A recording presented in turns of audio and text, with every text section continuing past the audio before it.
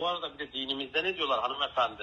Ne Bunu hiçbir diyor? zaman unutmayın. Olan olmayana her zaman verecek. Olan Vermek olmayan zorunda. olur mu? Kızın 28 bin lirasını almışsınız. Ama var ki aldık işte, olmazsa nasıl alacaktık? Ama dolandırıyorsunuz. Ama böyle dersen benim kalbimi kırarsın. Yapma böyle ya. Parayı gönderebilir misiniz beyefendi? Hayır.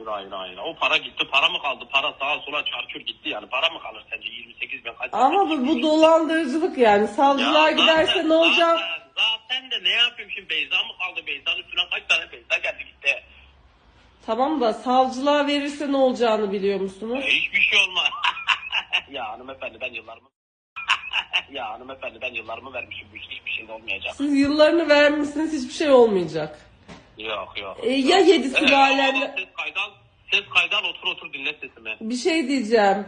Ya 7 sülalenden, çoluğundan, çocuğundan çıkarsa bu para? Çıkmaz. Sen merak etme, çıkmaz. Siz de demek ki bir yerde bir hata yapmışsınız ki Allah size bu belayı vermiş. Bunu hiçbir zaman unutmayın. Allah Demek ki Allah.